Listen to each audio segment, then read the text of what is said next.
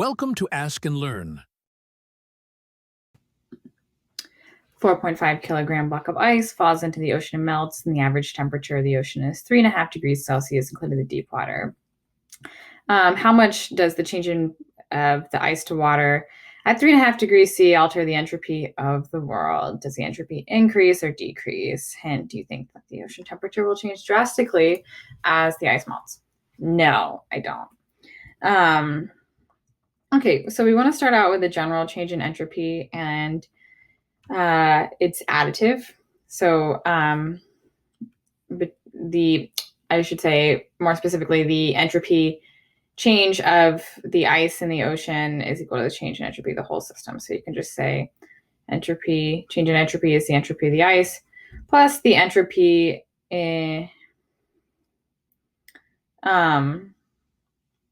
let's see, the entropy change of the sea. So let me first focus on delta S of the sea. Actually, no, I'm going to write it in general. So it's kind of like you want to, at each point as you're giving heat, the temperature is changing, and then it's always the ratio of the Q of the ice over delta T over the temperature. I'm like a little hesitant to write this formula because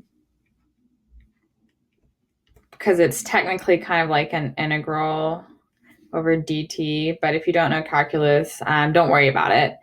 But anyway, so thinking about the entropy of the sea, oh, spoiler alert, it's 0. That's because the heat, the heating of the sea, like if you drop the ice cube in, it's going to technically cool the sea by like a really, really, really small amount, but it's not going to change its temperature. So like usually when you calculate a Q, it's like an MC delta T.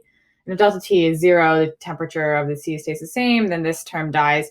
It could also live if it was undergoing if there was a phase transition, but yeah, the sea is obviously not going to like undergo a phase transition. It's not going to turn to ice or melt or something crazy.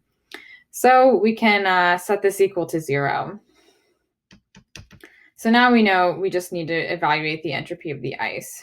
So delta S is delta S of the ice. Wonderful. I meant to put delta. There we go. Delta S of the ice. So it changes its entropy along 2 points. It first has to melt, and then it has to increase its temperature to the temperature of the ocean. So I'm going to separate those because you calculate them a little differently. So delta S melt plus delta S 0 to 3.5. And so that's while it's water.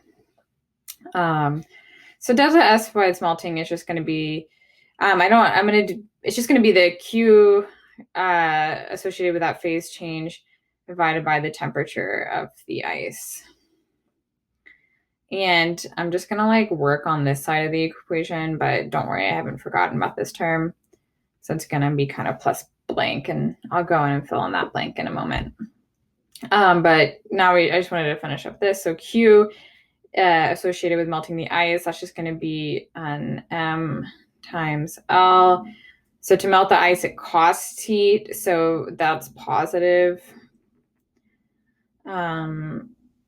Yeah, so it's just ml over the temperature of the ice, which is T initial, which is this 273. Great. Now I can go back and address the second term. So there is a form. So the reason why you can't just use Q over T whenever you're just like when you're heating it is because the temperature is technically changing like at every point, right? What would you use for this denominator? Because the temperature, is going from 0 to 3.5. So the solution to that is you need to use this other formula that takes that into account. So it's the mass, again, mass of the ice times C times the ln of T final over T initial. And this is, I think it's just from an integral. If you know calculus. If you don't know calculus, doesn't matter. So it's MCln of T final over T initial. So you just have to add these two changes in entropy. And I'm just going to like double check my math to make sure I feel happy about it. Do I feel happy about my math? Oh, I don't think I'm happy about my math. Give me 1 second. I kind of worked these out ahead of time, but yeah.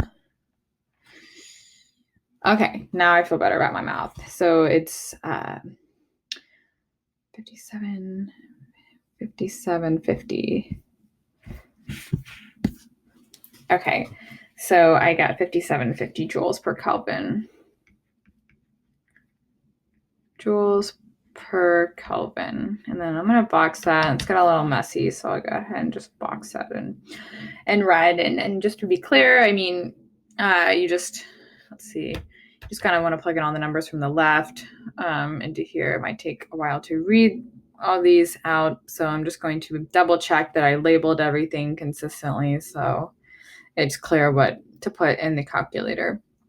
Yeah, quick note, I converted all the temperatures to kelvins. You definitely have to do that.